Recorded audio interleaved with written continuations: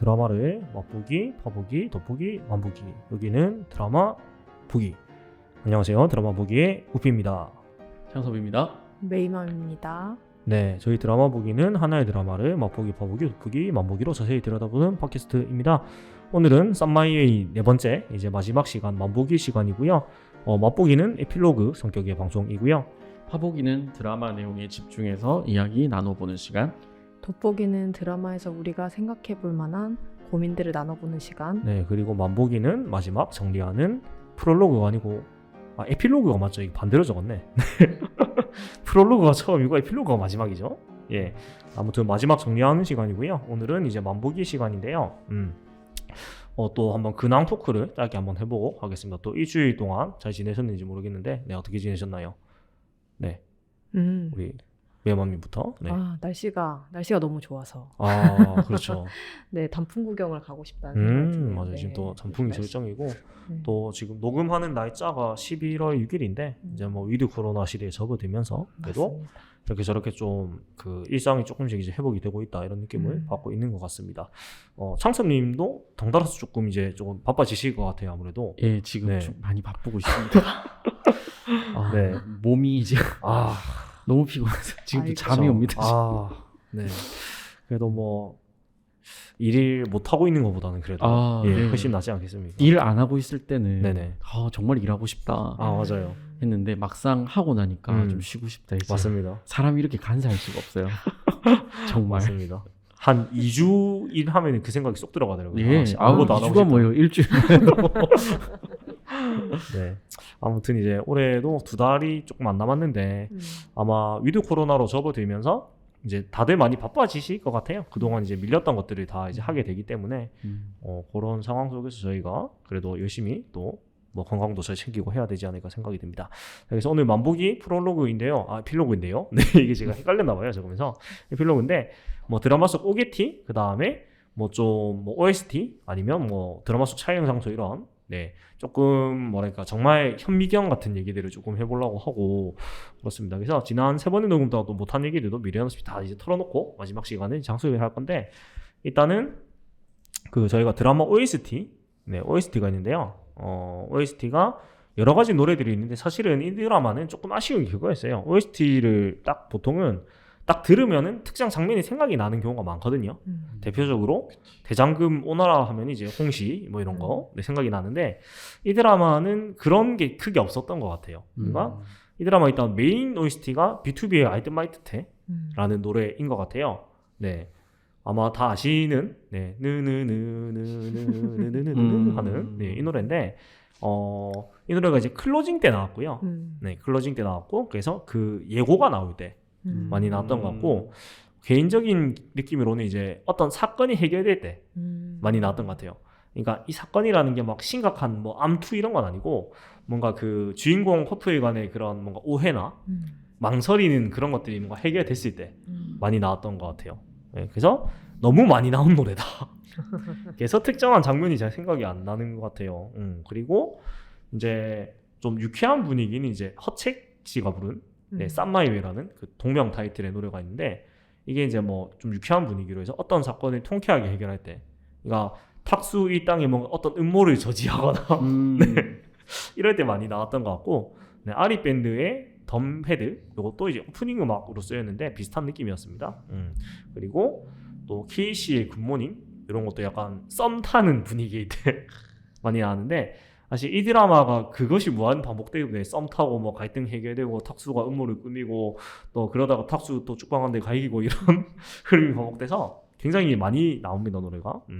그리고 뭐 또 밤이 지나가 보는 이런 노래도 있는데, 크게 막 OST에서 많이 할 얘기가 없어서 이건 좀 빠르게 지나가겠습니다. OST가 안 좋다는 뜻은 아니고 뭔가 다른 드라마처럼 딱 이 노래 들으면 이 장면 그런 게 좀 약했던 기억나는 것 게 같아요. 없다. 네, 맞아요. 그래서 좀 지나가고, 제가 오늘 제일 많이 해볼 얘기는 이제 드라마 촬영 장소에 대해서 한번 얘기를 좀 많이 해볼 건데, 이 드라마는 이제 다들 아시다시피 부산에서 많이 이제 촬영이 진행됐습니다.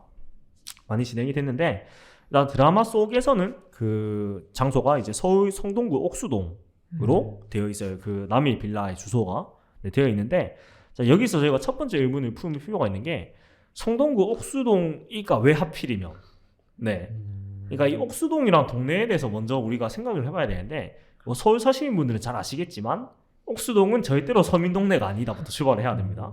네, 옥수동의 위치를 보면은 바로 한강을 끼고 있고 서울의 거의 정중앙에 위치하고 있습니다. 네, 그리고 그 이름도 유명한 한남동 근처죠 여기가 또. 네, 그래서 절대로 싼 동네가 아니고 특히 네, 극중에 그 서산에서 올라와가지고 좀 힘들게 살고 있는 이 주인공 4명이 살기에 적합한 동네는 아닙니다. 그래서 여기서 조금 이제 나눠서 조금 소개를 해보자면은 자 일단 극중 남이 빌라와 가장 유사한 옥수동 내의 빌라를 저희가 한번 검색을 해봤어요. 네, 검색을 해보니까 2017년 7월 기준으로 그 가장 유사하게 생긴 빌라가 월세 기준이 보증금 5천에 월세가 130. 네, 그리고 평수가 84제곱미터가 제일 낮은 평수로 되어 있는데 이게 25평 정도 됩니다. 25평 정도 되는데 이제 드라마 상에서 남일 빌라를 보면은 이게 그래도 방이 보통 2개 정도 있는 것으로 보이고 화장실도 따로 있고 거실도 제법 넓은 구조로 되어 있어요. 그래서 대략 20평은 넘는 것으로 보입니다. 그러면 대략 이 빌라를 기준으로 생각했지 않았나라고 저희가 유추를 해볼 수가 있는데 근데 또 이 친구들이 뭐 남남여여 이렇게 같이 산 것도 아니고 각자 집에서 살아요. 근데 월세를 130을 낸다? 의문을 가질 필요가 있습니다. 자, 그래서 이거에 대해서 저희가 의문을 가질 필요가 있는데 일단은 이렇게 과연 가능한가 이것이 현실적으로 네 생각을 해볼 수가 있어요. 그렇죠. 네, 어떨까요? 자, 안 되죠. 네. 안 되죠. 안 되죠. 안 되죠. 네. 이게 가능합니다. 분명 2017년도면 네네. 월급이 한 200만 원 초반대 그렇죠. 정도 될 텐데 안될 수도 130을 있고. 낸다고? 네. 200 이상을 버는 사람은 주만이밖에 없겠죠. 그렇죠. 네, 나머지 친구들은 일단 동만이도 그렇고 에라도 그렇고 서리도 그렇고 많이 받아야 250 정도일 거란 그렇죠. 말이에요. 직업의 특성상. 그렇죠. 네. 근데 핸드폰도 해야 되고 그렇죠. 안 될 네. 건데. 월급의 반 이상을 월세로 태운다?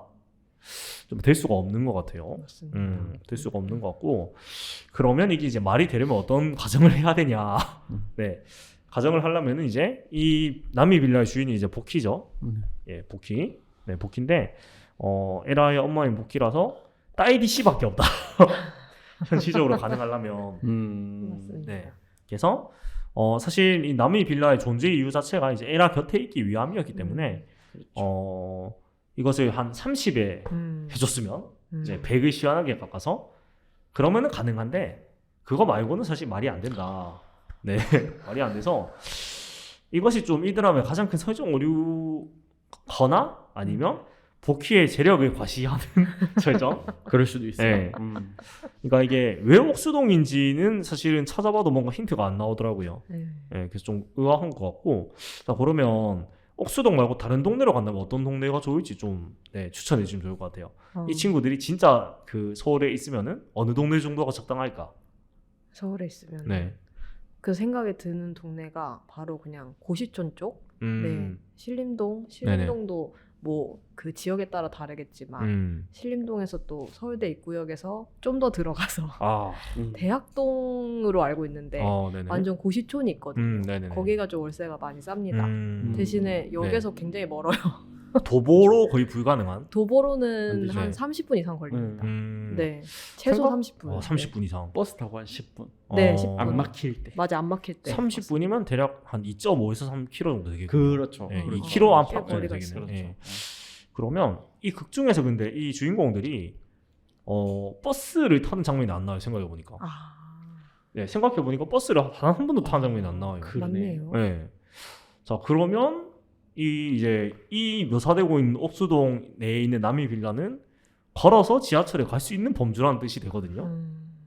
1km 이내죠. 그렇죠. 그러면? 그러니까 마을버스가 한 번도 등장하지 않아요. 생각해 보면.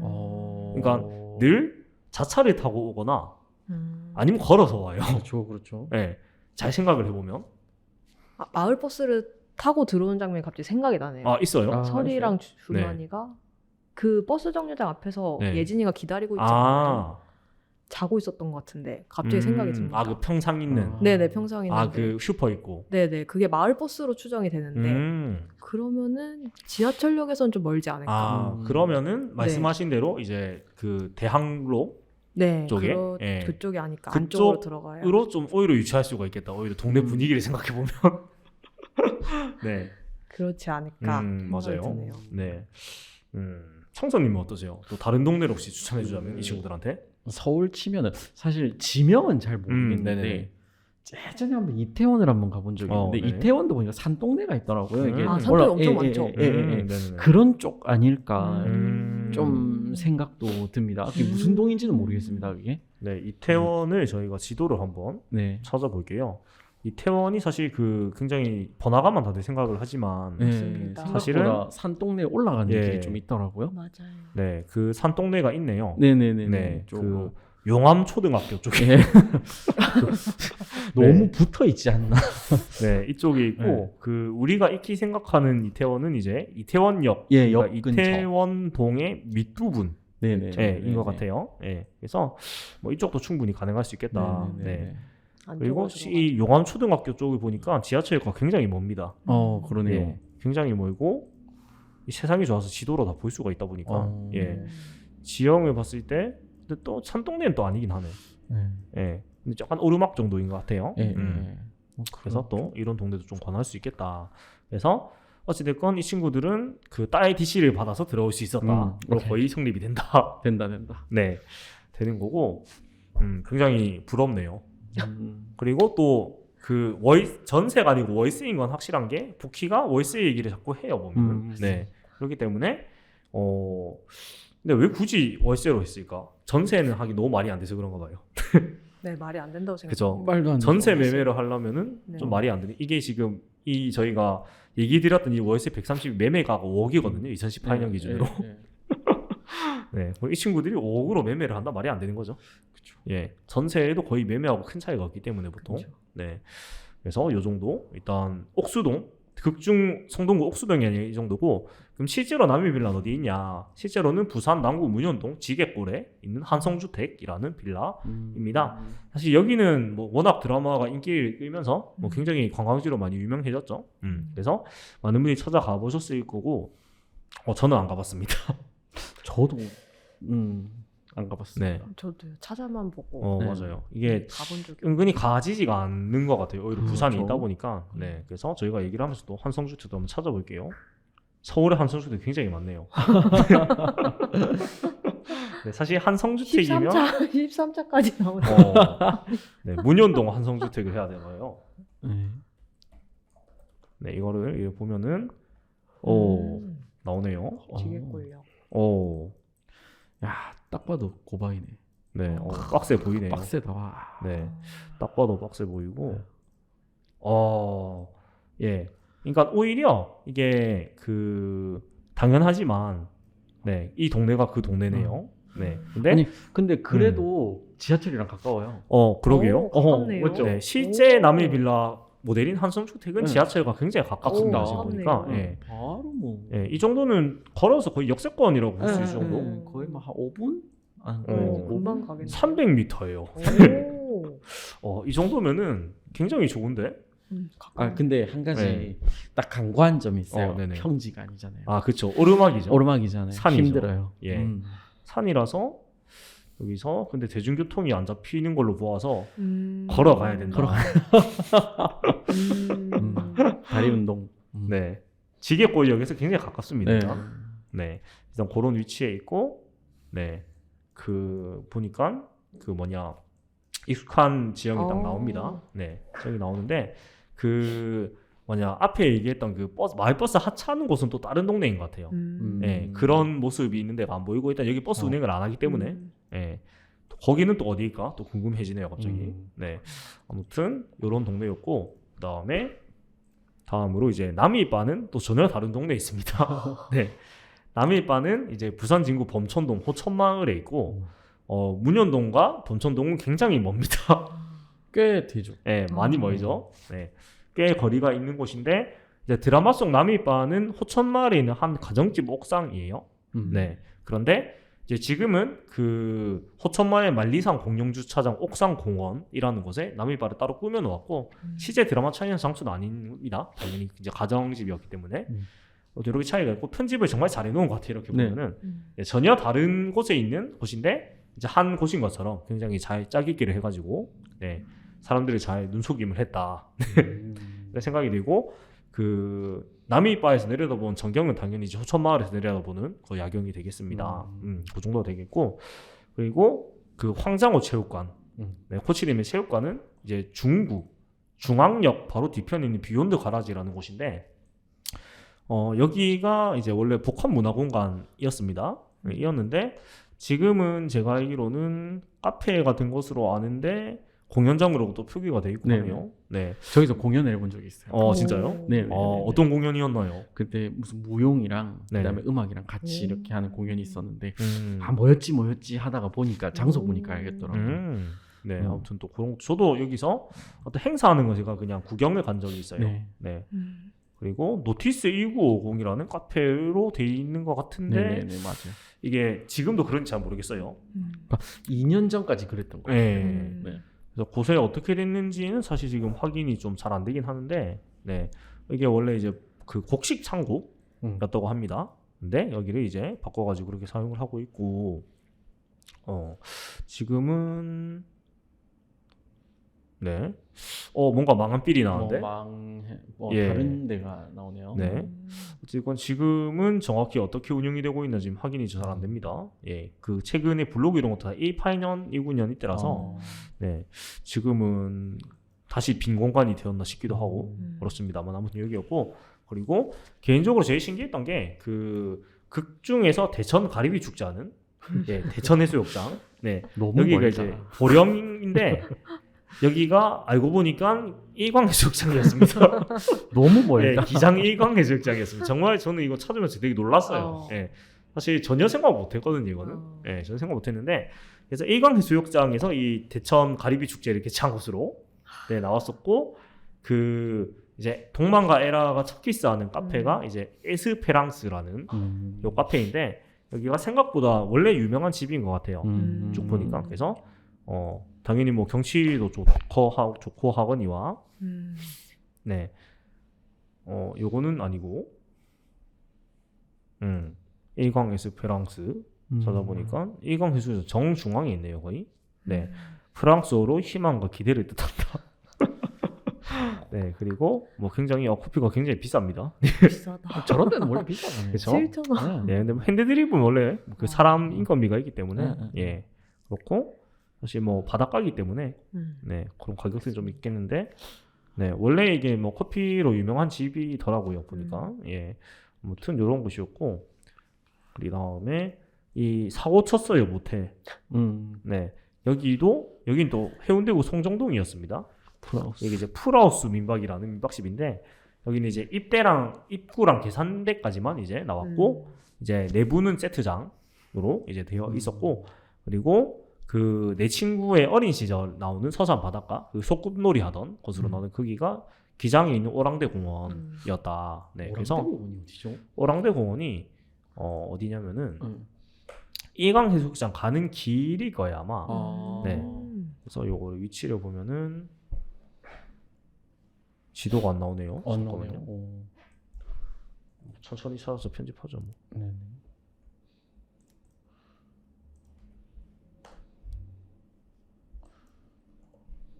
어잉? 업체가 나오네. 아 오랑대 공원이라고 그게 될 수가 아, 없는 네. 것 같다. 네. 또 여기고 이런 데가 있구나.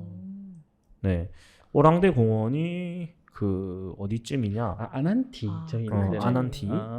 네 아난티는 아마 다 아실 거예요. 네. 네 아난티 히튼 호텔 그 근처 조금 올라가면 이제 나오고 네 그렇습니다. 그 용궁사에서 쭉 올라가는 코코스 그리고 여기서 더 올라가면 이제 뭐 대변항이 나오고 뭐 그런 네, 코스입니다. 네, 아무튼 기장에서도 네, 굉장히 많이 찍었고 사실 여기가 우리가 지도로 보면은 그 극 중에서 촬영을 되게 잘했어요. 네, 이런 주차장 이런 건 전혀 이제 나오지 않고 아마 이 바위 위에서 촬영했던 것 같아요. 네, 그래서 전혀 다른 느낌으로 잘 활용을 한 것 같다. 네, 그리고 지금 네이버 위성 지도상에 보니까 한물에 사람들이 떼거지로 엄청 많네 사람들이. 일단 뭔가 행사를 하거나 단체로 관광을 오셨나 봐요. 네, 아무튼 이렇게 부산에서 굉장히 많이 촬영이 됐는데 왜 부산 위주로 로케이션이 됐냐 이것도 찾아보니까 그 부산 영상위원회라는 이제 영상을 지원하는 그 국가기관이 있는데 여기에 촬영 지원 작품이었습니다. 그래서 부산에서 굉장히 많은 촬영이 진행이 되었고 사실 부산에서 이렇게 영상위원회 촬영 지원 작품이 진짜 많아요. 영화는 드라마는 되게 많아서 알고 보면 부산인 데가 되게 많습니다. 네, 뭐 대외적으로 뭐 블랙팬서 이런 것처럼 널리 알려져 있는 것도 있지만 네, 알게 모르게 부산에 찍은 작품이 굉장히 많아요. 네, 그래서 그런 거 찾아보는 것도 하나의 재미일 수도 있겠고 자 그럼 여기서 우리가 가장 큰 메인 의문이 생기는 게 그럼 부산이라고 극중에 그 고향을 잡아주지 왜 하필 충청남도 서산이냐. 예, 그러니까 사실 드라마의 맥락을 보면 충남 서산이 굉장히 뜬금없거든요 사실. 예, 전혀 충남 서산의 등장인물가 1도 없어요. 단 1도 없는데 왜 서산일까 라고 생각해 봤을 때 요거는 그 임상춘 작가의 고향이 충남 서산의 가능성이 매우 높다 라고 제가 유추를 해볼 수가 있었는데요. 요게 조금 설명을 나눠주세요. 제가 힘드네요 혼자니까. 네, 요 부분을 네 조금 설명해 주세요. 네. 일단은 임상춘 작가의 작품을 보면은 백희가 돌아왔다의 서물도 그리고 쌈마이웨이의 서산 그리고 동백꽃 필 무렵의 옹산까지 모든 이 작품들에게 충청도 사투리가 자주 사용이 되네요. 네네. 그리고 또 동백꽃 필 무렵의 용식이 엄마 이제 고두심 씨가 맡은 네. 역할이죠. 용식이 엄마가 게장을 파시는데 그 서산이 꽃게로 또 그렇죠. 유명하다고 하네요. 네. 그리고 좀 더 들어가 보면은 이제 네. 이 세 작품에서 전부 다 충청도 사투리가 등장을 하는데 굉장히 그 과장된 사투리가 아니고 진짜 네이티브 사투리로 호평을 받고 있다. 네. 제가 어느 블로그에서 찾아오면서 봤는데 그 자기 아는 오빠가 이제 서산 사람인데 그 동백꽃 필 무렵의 용식이하고 정확히 똑같다. 그래서 이런 것들로 유추를 했을 때 임성준 작가의 고향이 충남 서산이 가능성이 매우 높고 임성준 작가는 일단 필명이고요. 30대 여성인 거 말고는 알려진 바가 없는 작가입니다. 그러니까 자기 정체를 철저하게 감추고 있는 작가인데 당연히 고향도 아무도 모르지만 그렇죠. 이런 그 작품들의 결을 봤을 때 네, 충남 서산 사람의 확률이 높고 제일 결정적인 건 이거인 것 같아요. 그 이분이 집필한 작품들 중에서 실제 지명이 등장한 거는 쌈마이웨이의 서산밖에 없다. 네. 나머지 서몰도나 옹산은 다 가상의 도시들입니다. 근데 실제 지명은 서산밖에 없어서 그래 옹산이란 데가 없지 그래. 없죠. 예. 옹산이 아니고 반도? 예, 그 북한에 있는 걸로 알고 있는데. 진짜요. 옹산이. 옹산반도 진짜요? 아마 그 서해 어디 뭐 인천 아니면은 옹산. 충북 용동의 옹산역? 옹산역. 또 있긴 있구나. 있긴 있네요. 네. 있긴 있습니다. 옹진반도. 옹진반도 맞아. 그래, 거기 그래. 옹진이죠. 예. 순간 북한으로 보낼 뻔했네. 네. 하지만 이제 옹산이라는 도시 가상으로 만든 도시라고 아. 합니다. 이제 같은 이름이 있긴 하지만. 네. 근데 서산은 대놓고 이제 서산으로 나오죠. 예. 그래서 거기 제일 크지 않나라는 생각이 들고요. 그리고 그래서 저희가 좀 자료를 계속 보면서 여러 가지 정보를 좀 살펴봤었는데, 네, 되게 많은데, 어디 보자.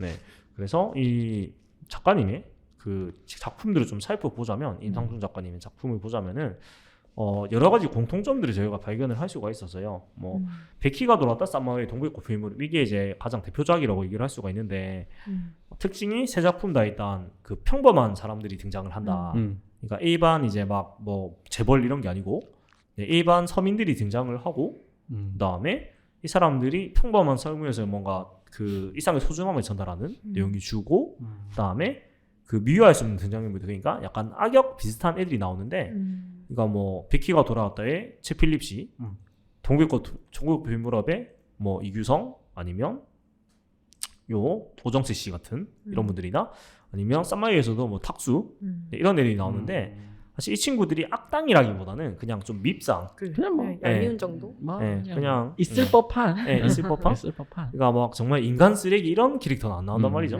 그냥 좀 까탈스러운 사람 정도 좀 철부지 이런 느낌으로 다들 나와요. 그래서 이렇게 막 나쁜 사람이 나오지 않는다. 네. 그래 요즘에 드는 생각인데요. 확실히 옛날 드라마처럼 악의는 나오지 않잖아요. 요즘에는. 그렇죠. 그러니까 다 사연이 있어요. 예, 다 뭔가 그- 악행을 그쵸, 그쵸. 해도 뭔가 사연이 있어요. 예. 그렇죠. 근데 한 10년 전까지만 해도 악인들이 많이 나왔던 것 같아요. 그러니까 밑도 끝도 없이 악인들. 아, 그냥 성악설. 그렇죠.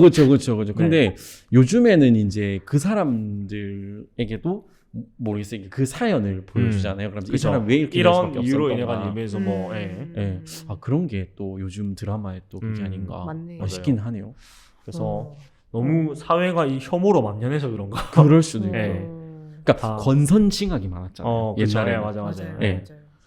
맞아요. 오. 네. 저 옛날에 진짜 보면 이제 그러네요. 뭐 콩쥐 팥쥐 이런 거 보면 계모가 밑도 끝도 없이 악이네요. 예. 그러니까 이유가 없어. 이유도 없이. 그러니까 뭐 예를 그냥 들어 이런 콩쥐를 거. 구박하기 위해 태어난 사람이야. 그러니까 뭐 남편한테 사랑을 못 받았다거나 네. 그럴 맞아요. 수도 있는데 네, 맞아요. 그런 거는 일치 없어. 그렇죠, 음. 그렇죠. 생각해 나오지도 보면. 않고 맞네요. 맞아요. 네. 그러니까 뭐 이유를 찾자면은 뭐 남편이 너무 콩쥐만 아끼고 자식을 너무 등한시했다. 그치, 이런 그럴 사연이 수도 있을 수 있죠. 있죠. 그럴 예. 수도 있어. 그렇죠, 그렇죠. 아니면 음. 진짜 팥쥐만 너무 이제 좀 그 배척을 했다거나 그렇죠, 예. 그렇죠. 그런 사연이 있을 수밖에 한데 사실 옛날엔 그런 게 없단 말이죠. 없었죠. 예.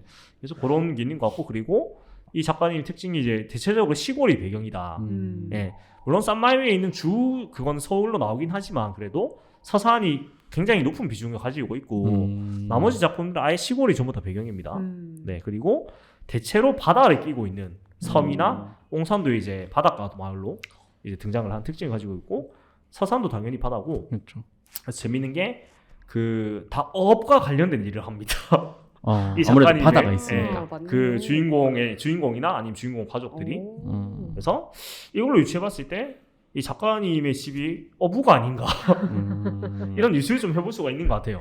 아니면 또 이런 거 아닐까요? 약간 우리가 모르겠습니다. 이제 다른 지방 분들은 어떨지 모르겠는데 충청도 사투리하면 조금은 푸근한 그런 맞아요. 거죠. 느림의 네. 미학. 그러니까 사실 경상도 워낙 전라도는 뭐- 거의 조폭이고요. 그렇죠. 전라도 뭐 이런. 예. 근데 충청도는 조폭 이미지는 아니죠. 아니죠. 그냥 순박한 이미지. 조금 예. 순박하고 그다음에 좀 뭐랄까 느림의 미학을 가지고 아, 맞아요, 있는. 맞아요. 그러면서 그런 것들로 이제 바다도 있으니까 뭔가 음. 힐링의 약간 또 이미지를 가지고 맞아요. 뭐 예. 그런 거 아닐까요? 맞아요. 아 그런 것도 있을 수 있어요. 푸근한 예, 느낌. 예. 또 뭔가 어부라는 직업 자체가 예. 좀 이미지가 아. 굉장히 농부하고 또 좀 다르잖아요. 다르죠. 다르죠. 다르죠. 다르죠. 예, 그래서 그런 것도 좀 있는 것 같기도 하네요. 예. 음. 아무튼 그래서 이 드라마를 볼 때만으로 지친 일상에서 벗어날 수 있게 해주는 그런 장치를 쓰는 것 같고 또 이 작가님의 특징이 이제 모성애가 굉장히 중요하게 등장을 한다. 그래서 쌈마위에서도 다양한 엄마들이 등장을 하는데 일단은 대표적으로 설이 엄마, 예, 완전 뭐 엄마의 대명사같이 나오고 그다음에 하다못해 예진이 엄마도 굉장히 교양 넘치는 네 그렇게 등장을 하죠. 그다음에 뭐 복희도 그렇고요. 예, 엄마가 굉장히 전면에 등장을 하고 다른 작품들에서도 뭐 구두심씨를 비롯해서 엄마들이 굉장히 전면에 등장을 하더라. 네. 이건 뭐 자신의 과거를 때문에 자식이 떠날 수밖에 없었다 엄마, 가난에 들러주기 싫어서 버릴 수밖에 없었다 엄마, 다양한 엄마들이 등장을 합니다. 그리고 또 이 작가의 함께하는 배우들이 딱 세 분이 계신데 꾸준히 같이 하는 일단은 이제 이정은 배우가 설이 엄마로 나왔죠. 네, 쌈마이웨에서 나왔고 동백꽃 괴물에서도 똑같이 주인공 엄마로 나왔습니다. 예. 그리고 김성호 배우, 우리 관장님의 코치님, 네, 코치님도 비키가 돌아왔다 해서 등장을 했고 쌈마이웨에서도 등장을 했고 그리고 전배수 배우님, 이분이 이제 그 에라 아빠죠. 네. 예, 에라 아빠도 동백꽃 필름에서 역시 출연을 했습니다. 네, 그래서 이렇게 약간 이 작가님의 약간 사단이라고 해야 될까요? 네, 이런 좀 신뢰를 가지고 있는 배우님들이 또 있는 것 같다. 이런 생각을 또 할 수가 있는 것 같습니다. 그래서 차기작은 또 뭐를 하게 될까? 일단 그 동백꽃 필름으로 대상을 수상을 했습니다. 예, 그래서 또 차기작을 집필을 하고 있다고 하는데 또 이런 좀 따뜻한 작품으로 또 인사를 드리지 않을까 싶고 이게 새 작품이 나왔을 때 또 뭐 쌈마위라든가 이런 작품하고 비교해서 보는 것도 재미가 있지 않을까 싶습니다. 그래서 이게 드라마를 좀 깊숙이 보면은 확실히 작가님별로 그 색깔이 확실히 있어요. 예, 그래서 이런 식으로 해서 뭐 작가님 특집으로 한번 얘기를 해봐도 굉장히 재밌을 것 같더라고요. 예. 보면은 맞아요. 거의 비슷한 그 궤에서 조금씩 이제 변주를 주거든요. 예. 그래서 그런 것도 되게 재밌는 포인트가 아닌가 이런 생각이 듭니다. 그래서 여기까지 임상준 작가님 얘기를 했고, 자 이제 두 번째 약간 메인 토픽인 그 복희, 에라 엄마는 누가 모델이냐, 네 이런 얘기를 할 수가 있는데 일단은 이것도 굉장히 상세하게 분석해 놓은 그 신문 기사가 있습니다. 그래서 요거를 저희가 한번 설명을 좀 드리면서 네, 추적을 한번 해볼 건데 일단은 그 이 배경을 보면은 그 에로 배우로 낙인이 찍혀서 에라를 떠났다라는 게 그게 그 가장 큰 줄거리 중에 한 개예요. 네, 사실 안너님만 못한 출생이 비밀인 것 같긴 하지만 그렇죠. 네, 어찌됐건 네, 중요하게 나오고 그렇기 때문에 얘네들이 나미비라에 살 수 있었다고 저희는 결론을 내렸습니다. 네, 그랬는데 네, 일단은 그 배경을 살펴보면은 황복희의 과거부터 살펴보자. 빼어난 외모로 서산에서 유명했던 황복희는 최천갑, 전배수 분을 만나 딸 에라를 낳은 뒤 배우의 꿈을 이룬다. 영화 옥마에 출연하지만 노출신 때문에 에로 배우라는 낙인이 찍혀 시부모의 정화로 어린 에라에게 젖도 물려보지 못한 채 쫓겨난다. 몇 년 뒤 방송국에서 황복희에게 어린 딸이 있다는 내용을 보도하자 최에라가 에로 배우의 딸로 불릴까봐 아예 일본으로 떠난다. 그리고 드라마에 짧게 등장한 당시 기사에 따르면 황복희는 38회 칸 영화제 주목할 만한 시선 부분 여우주연상을 받았고 주목할 만한 시선 부분은 재능 있는 젊은이들을 발굴하고 독창성을 격려하기 위해 만든 비경쟁 부분이고 황장호 그리고 코치님이 책받침 여친이라고 부르는 걸 감안했을 때 당시에 굉장한 스타일스물을 알 수가 있다. 요것이 이제 극중의 배경입니다.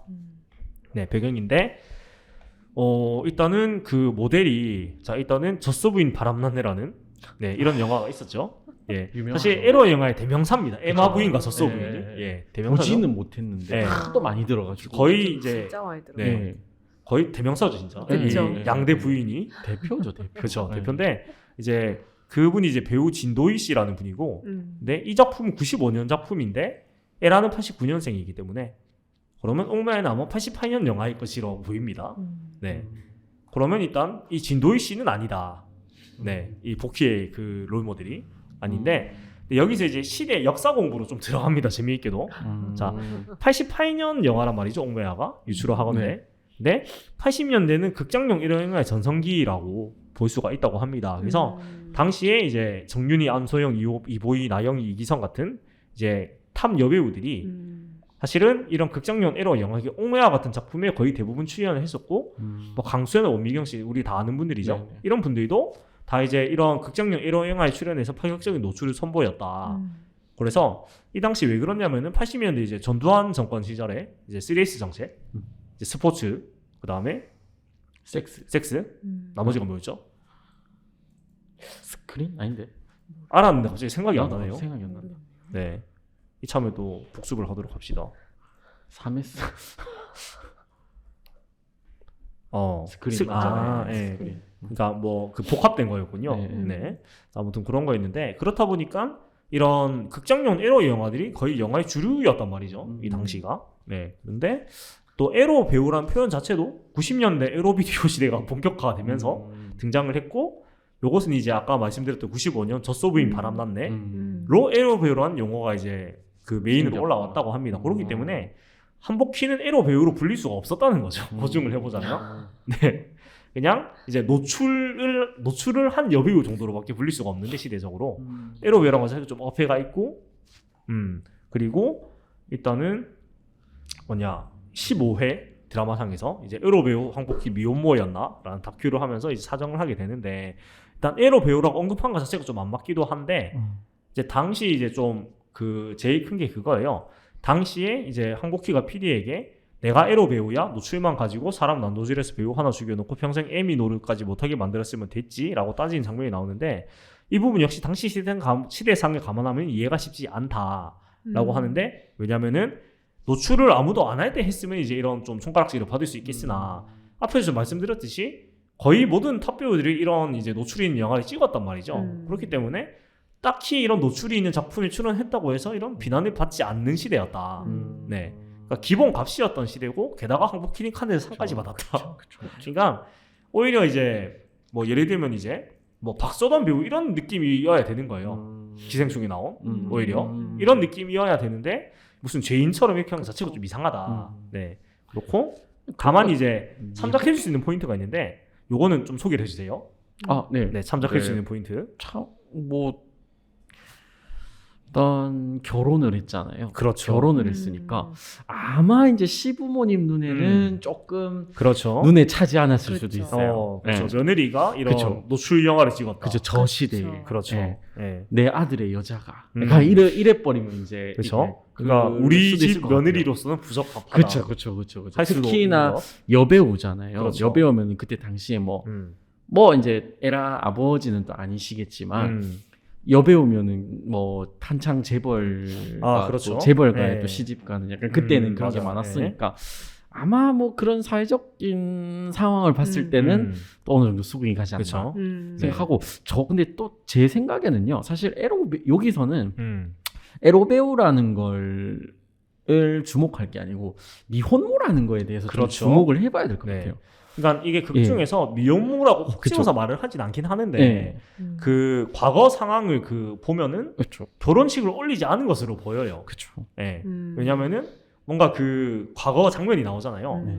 뭔가 그 부부라고 보기엔 어려워요. 그 그쵸. 묘사들이 보면은. 네. 그래서 톱스타가 미혼모라는 사실이 그렇죠. 더 그게 크지 더 않았을까. 크지 않았을까. 예. 그러니까 그 당시 복희의 나이가 20살 안팎으로 추정이 됩니다. 대충 그 기상기를 두들겨 보면. 근데 이제 그런 이제 막 라이징하는 배우가 미혼모다. 그치.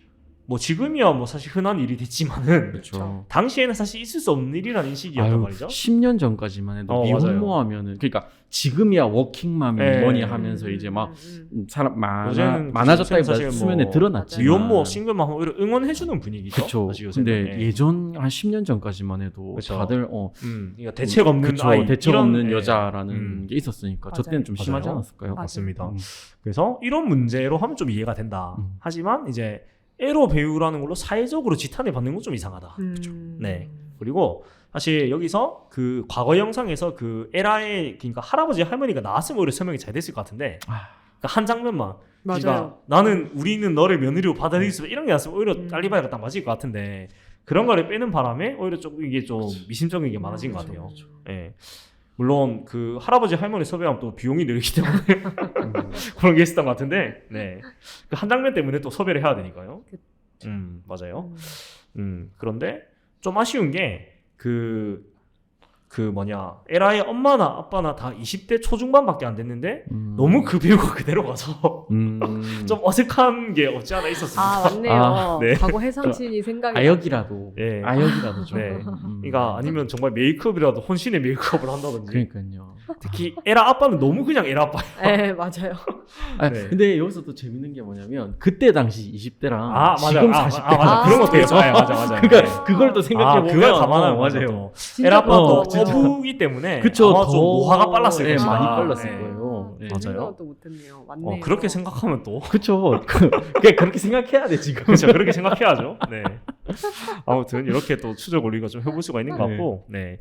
그러면 가장 비슷한 배우는 누가 있을까? 그러면 사실 단박에 떠오르는 분이 계십니다. 네. 강수현님. 네. 칸 영화제에서 여우주연상을 받은 황복희와 가장 가까운 취재 여부는 바로 강소연 배우다.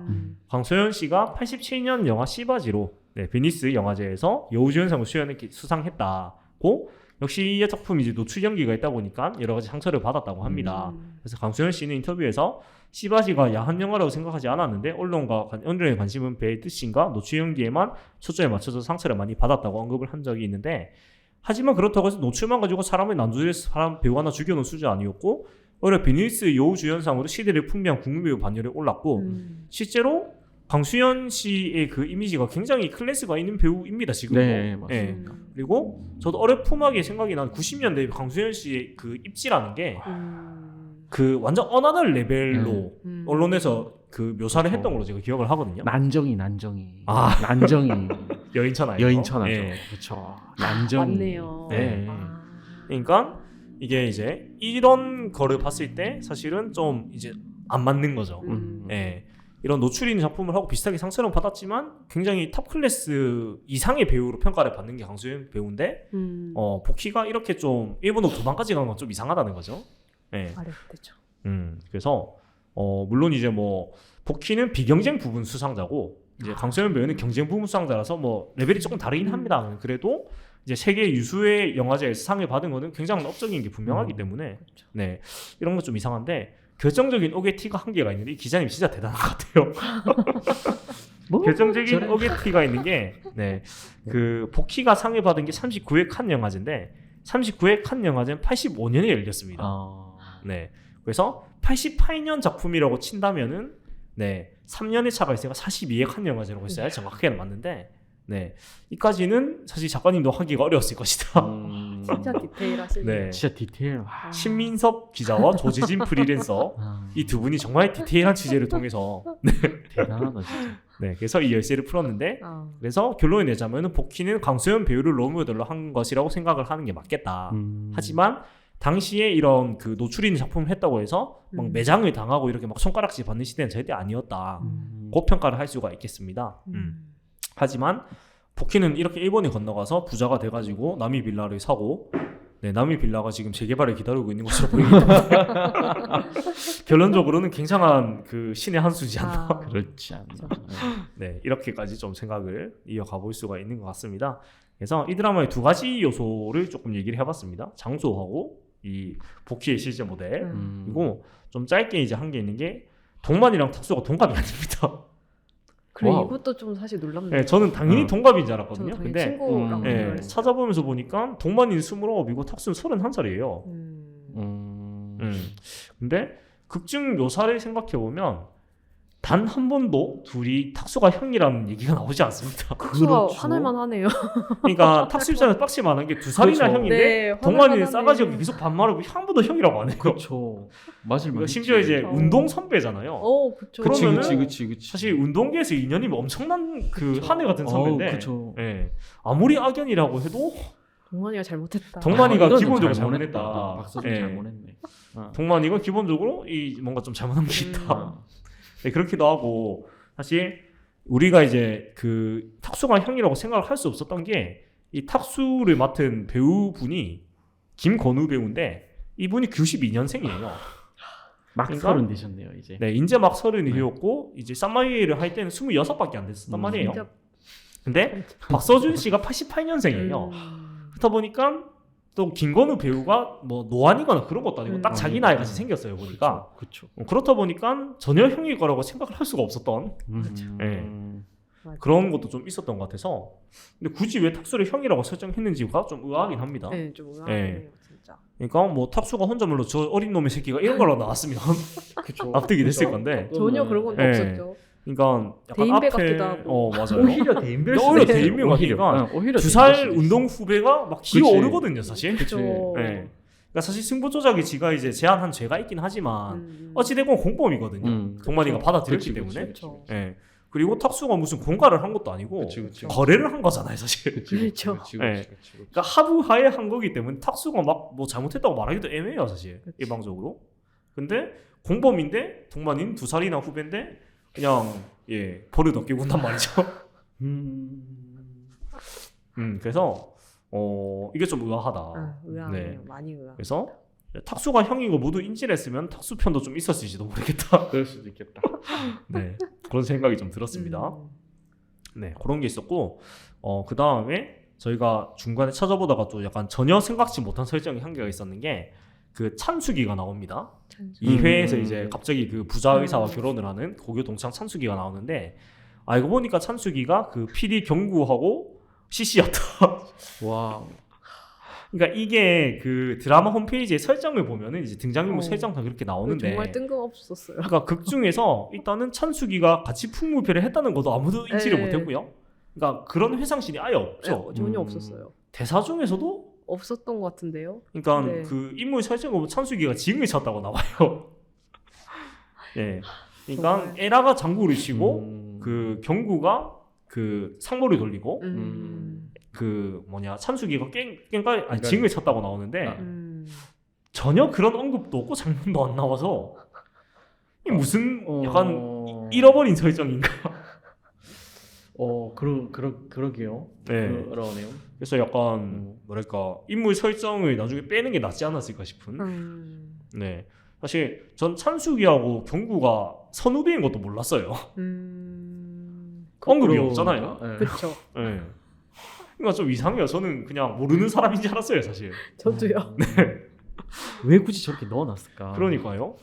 이거 웃긴 게 이거 사실 고등학교 친구에다가 대학까지 같이 와서 같은 동아리를 했으면 그쵸. 사실 찬숙이하고 에라의 관계가 제법 깊은 친구 관계거든요. 많이 깊을 텐데. 네, 그러니까 이 정도면 사실 연락을 안 하고 지내는 게 되게 이상한 거예요. 그쵸. 서산에서 서울로 일단 같이 올라온 것 자체가 굉장히 그치. 큰데다가 같은 학교 같은 동아리면 사실 서리보다 더 친해야 되는 거 아닌가요? 그게 또 듣고 보니. 네. 그러네요. 이상하단 말이죠. 네, 이상하네요. 많이 이상하네요. 아니야 너무 몰입하면 안 돼. 아. 안 돼. 너무 몰입하면 안 돼.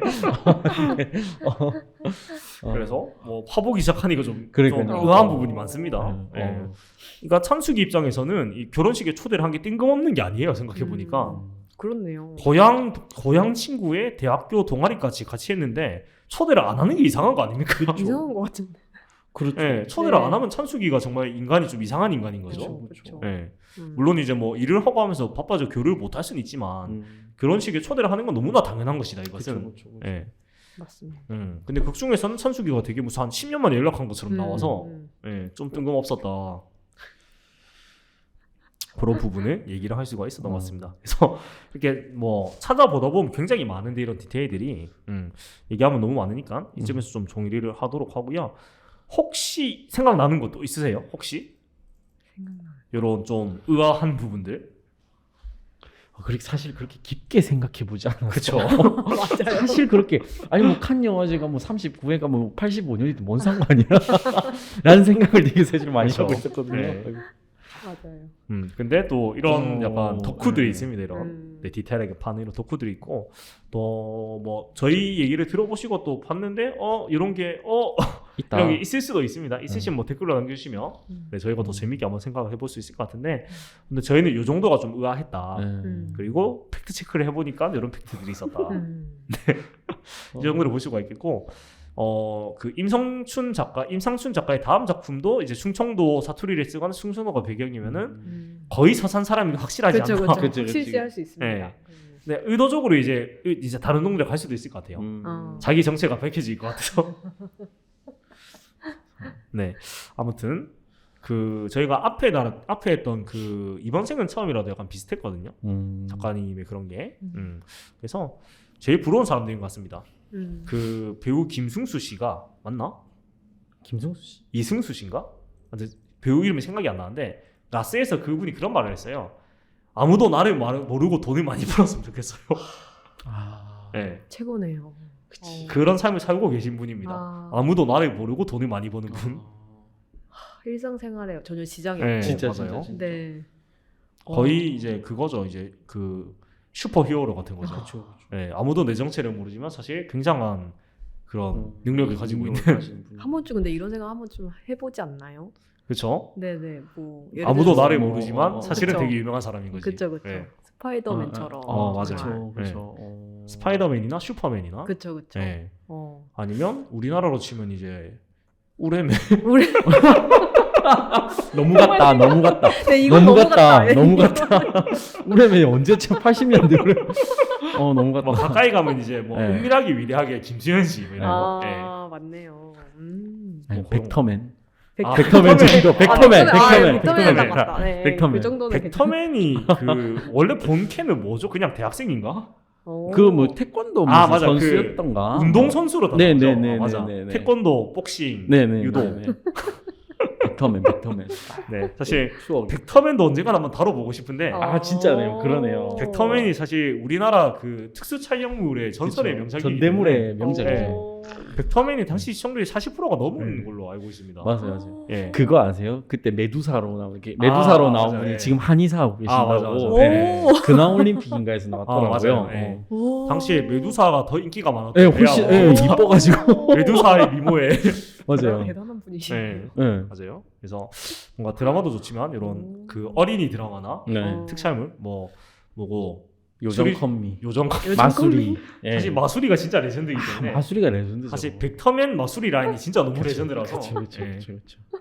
그런 얘기도 또 해보면 재밌을 것 옛날에 같습니다. 목걸이도 샀는데 반지랑. 아쉬운 게 이제 그 마수리 이후로 그런 어린이 드라마가 좀 없어지기 좋았던 것 같습니다. 예. 사실 그런 게 굉장히 인기도 많았고 맞아요. 내용도 굉장히 그 권선징악을 예. 네, 그런 게 있었는데 갑자기 빅터맨 확 땡기네요. 지금. 다음에는 백퍼맨으로. 예, 벡터맨을 원하시면 댓글을 좀 남겨주십시오. 제가 벡터맨으로 한번 준비를 해보겠습니다. 벡터맨은 솔직히 한 10회도 얘기할 수 있을 것 같아요. 저도. 그러니까 벡터맨이 시즌이 일단 1, 2가 있는 데다가 네. 갑자기 벡터맨으로 좀 빠지는데 프로 마지막이니까 또 딴소리 좀 하겠습니다. 1기 2가 있고 맞아요. 근데 생각보다 부작을 남기네. 99년? 13 대략 15부작 안팎인가 봐요. 네네. 근데 되게 길었던 기억이라서 저는. 그러게요. 예. 되게 길었던 저는 것 벡터맨을 한 같아요. 2년 봤다고 기억을 하고 있었는데 저도 어릴 때라서 시간이 늦게 갔나 봐요. 예, 한 1000회가 봤다고 되게 생각했는데. 오래 봤다고 생각했거든요. 예. 근데 그게 아니었다. 이게 1기 2기 합쳐서 그런 거 아닐까요? 근데 일단 보면은 26화. 2기가 13부작이고 예. 1기도 아마 비슷하지 않을까요? 여기 아까 26화? 1기가 13부작? 13부작씩 두 번이니까 총 26부작인데 그러네요. 근데 이제 1기가 98년 10월이고 네. 2기가 99년 11월 19일에 끝났으니까 얼추 2년을 한 게 맞네요. 그 얼추 아니다. 2년을 조금 더 했네요. 예. 그러니까 이걸 재방송으로 많이 봤던 거야. 재방송으로 봤던 거야. 이때는. 그리고 이때 2년은 지금 2년하고 비교할 바가 안 되지. 이때 2년은 지금 5년하고 거의 맞먹을걸요? 그렇지. 네, 워낙 하루가 길던 시절이기 때문에. 맞아요. 예. 아무튼 벡터맨 확 땡기네요. 확 땡기네요. 네, 이 오유나 씨가 이제 메두사 역할이었던 걸로. 네. 그렇죠. 그리고 그 근황 올림픽에서 이제 연기 활동을 재개하신다고 해가지고. 또 하셨어요. 아니다. 뭐 그 한의사, 한의사도 있는데. 예, 아마 그런 걸로 알아요. 네. 그러니까 이게 두 분이세요. 네, 두 분. 네. 그래서 그거는 근황 올림픽을 보시면. 네네. 네, 아무튼 갑자기 추억 연설을 좀 하는데 아무튼 여기까지 우리가 쌈마이웨이로 정말 4번에 걸쳐서 정말 속속들이 거의 뭐 전문가 수준으로 이제 분석을 다 해본 것 같습니다. 그래서 정말 그 저희 모임이 사실 중간에 뭐 코로나도 있고 여러 가지 사정으로 굉장히 길게 끌어졌는데 물론 업로드는 다라락 될 겁니다. 네, 들으시는 분들이 오해하시면 안 되는 게 저희가 녹음 텀이 거의 못해도 2주에서 긴 거는 한 달 넘게 해놨었어요. 네, 그래서 그거 감안해 주시고 올리는 거는 제가 편집을 찌깍찌깍 못해서 그냥 다라락 올라가는 겁니다. 네, 그런데 이제 마지막이니까요. 이제 총결산 이제 소감을 좀 얘기를 해보도록 할게요. 네, 이렇게 긴 시간 동안 저희가 거의 2달 넘게 거의 석 달에 걸쳐서 진행을 한 것 같습니다. 네, 그래서 길게 얘기가 나왔는데 이제 소감을 좀 나누어 보도록 하고 사실 또 오늘 두루님이 오셨으면 좋았을 건데 네. 이제 마상한 일 급하게 일이 생기셔가지고 이제 못 오셨는데 일단은 네, 두 분 소감이라 좀 여쭤보도록 하지요. 예, 일단 창선님부터 한번 들어보겠습니다. 예, 저는 사실 드라마를 생각 없이 봤지 이렇게 변태같이 이렇게 막 파보고 돋보고 한 적은 처음이라 거의 뭐 진짜 씻고 뭐 뜯고 맛보고 즐겼죠. 네네네.